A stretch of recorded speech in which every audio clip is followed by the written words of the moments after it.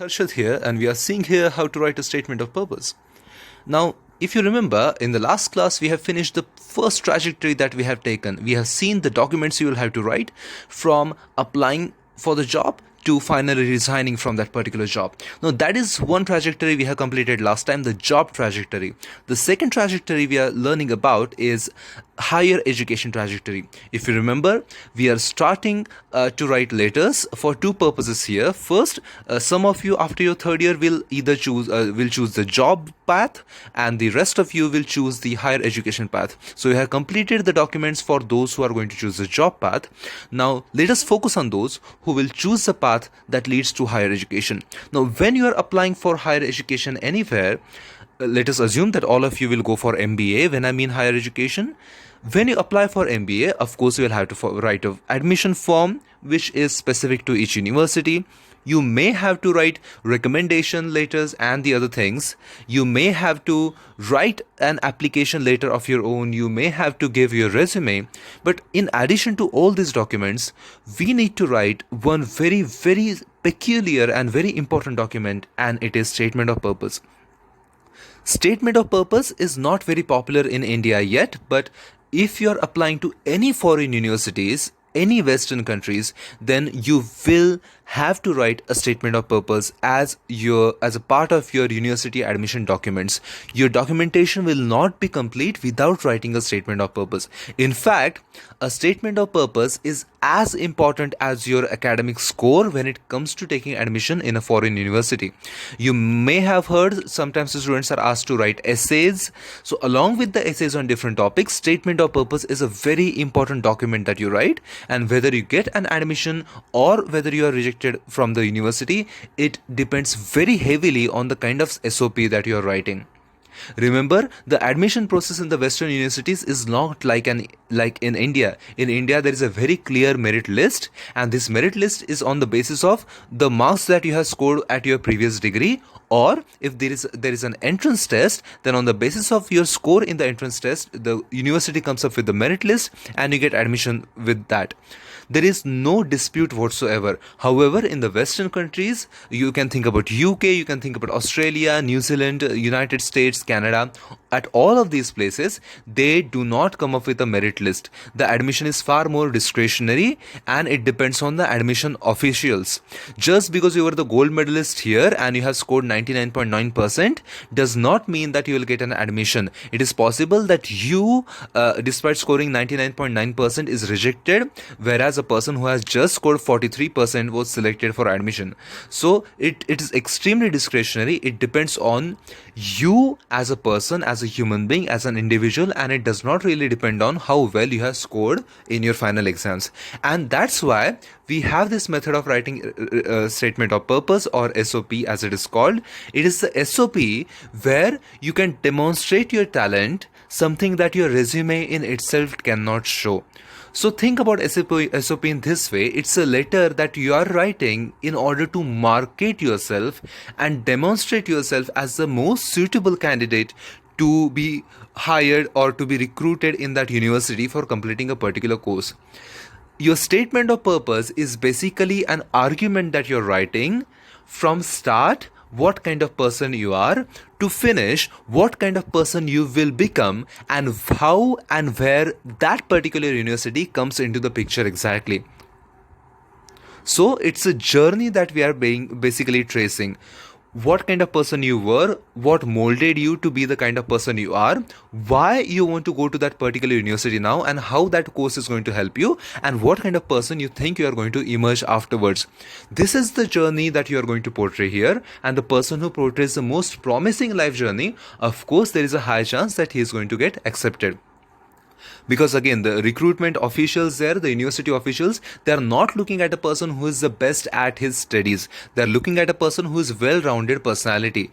Just because everyone graduates from MBA class, they do not want every student of theirs to join some top management firm in the United States. Their students go in very diverse areas of life. Not everyone becomes a company CEO, and they want to create that diversity at the hiring process itself.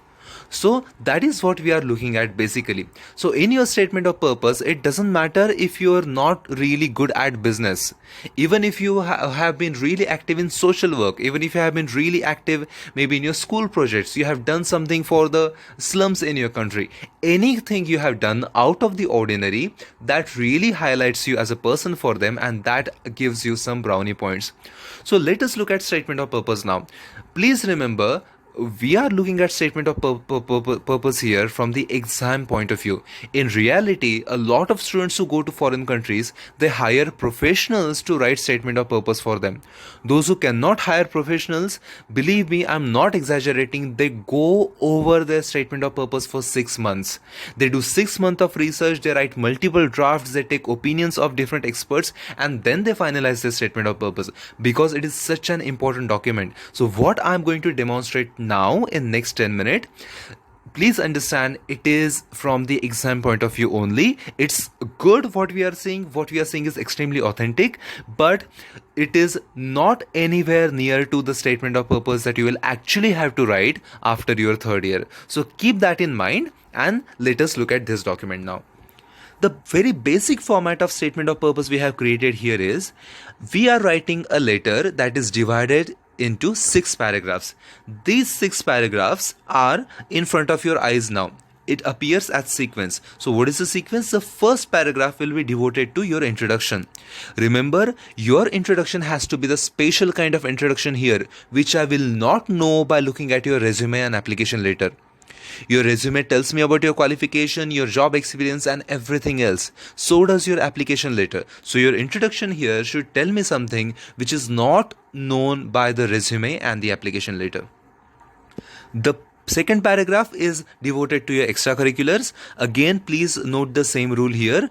This paragraph should tell me that particular thing about your extracurricular activities which is not already reflected in your resume or application letter. The third paragraph is about social awareness, whether you have done something for the society. All the Western institutions place very high importance on the social awareness of a candidate. The fourth one is the experience. Again, there is a very peculiar way, the way we talk about experience. It's not only about I have worked at so and so organization. No, you need to demonstrate how that work has made you a better person, how it has helped you evolve as a person. After that, the fifth paragraph is why you want to choose that particular institution for your further studies. Now remember, of course, you are going to apply to 10 or 15 different institutions, and you will write 10 to 15 different statements of purpose, one directed to each institution. So this fifth paragraph is going to be very specific to each college you apply at. And the last one is, what is your plan after that education? Why do you think that education is going to be beneficial to you? So on the basis of these 6 parameters or these 6 paragraphs, we are going to look at the statement of purpose. Again, a warning, this is from the exam point of view only. What we are seeing is definitely of very high quality, but it is not nearly as high quality as you would require for writing an actual statement of purpose. Why are we not seeing something that like a real statement of purpose? The reason I gave you is very simple. We simply do not have maybe 1 week or 2 weeks, 4 hours each day to perfect your statement of purpose. So what we are looking at is generic. So let us start. The first paragraph. Now remember, a statement of purpose is written like an essay. So there will be no beginning, no sender's address, no salutation, no subject, nothing like that. It will begin like an essay and it will end with your name in the end. So let us have a look. I have written my statement of purpose which is justified on both sides. It is very similar to the full block format that we are following here. First paragraph is introduction. Let us start. Being born in the family of chartered accountants, it was only natural that I developed a strong interest in finance. I have started most of my mornings hearing the discussion about finance and the economy at the breakfast table. I had access to economic times and financial magazines since childhood, and hence have garnered huge information about the subject that goes beyond the scope of my formal education. You see, the kind of introduction we are writing here is your family background and how that helps you. Again, remember, you don't have to talk about the grand family background here. You can also talk about what an adverse family background you come from and how you still have surmounted all the adversities. But basically, we are talking about the family background here. Of course, is not going to be reflected in your resume that you are born to the chartered accountant parents, or how the breakfast conversations every morning between your parents have shaped your mind since the early childhood. This is not going to be reflected in your resume. So that is what we are talking about. How since the very childhood you went through certain character building that inclined you towards finance. Very simple. You're talking about the literature that you had access to, the magazines, the newspaper, so on and so forth. Coming to the second paragraph now. Second paragraph is about extracurriculars.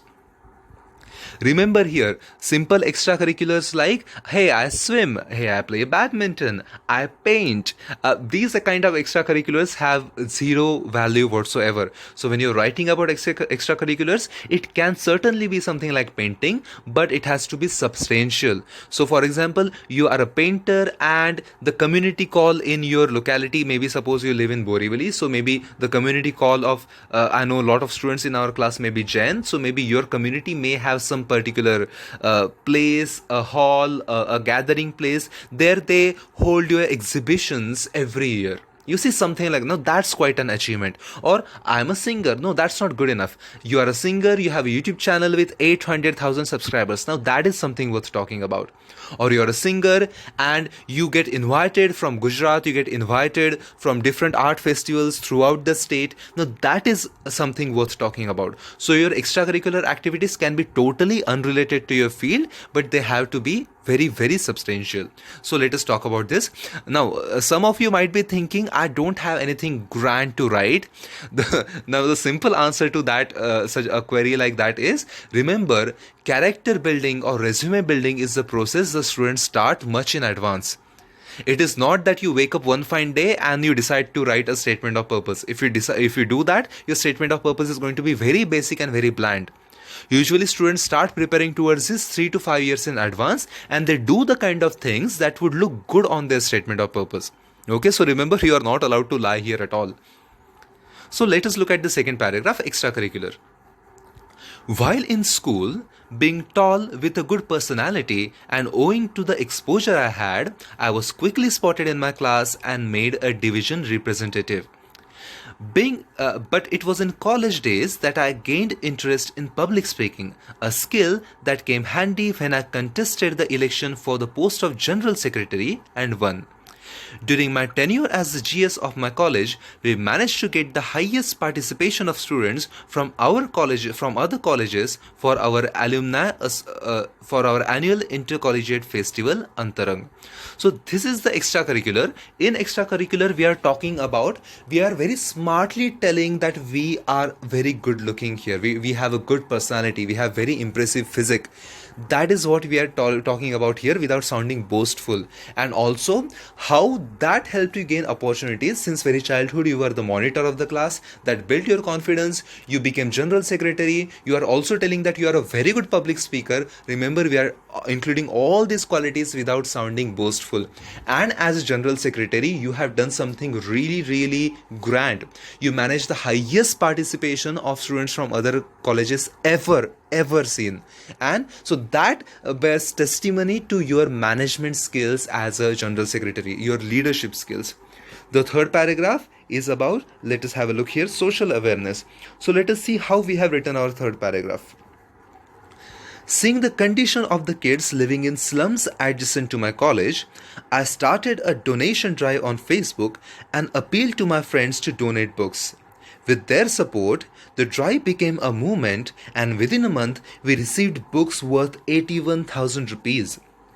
With the ingenious idea of our class teacher, we managed to rope in our own college in this, who donated 21,000 rupees to our cause under the institutional social responsibility. So this is how we have tackled the social awareness paragraph, the third paragraph. Again, without sounding boastful at all. In social awareness, you can include again absolutely anything, but preferably it has to be something that you can prove tomorrow. You just cannot say that I planted maybe 1,000 trees, or you cannot say that I single-handedly cleaned a beach behind my house.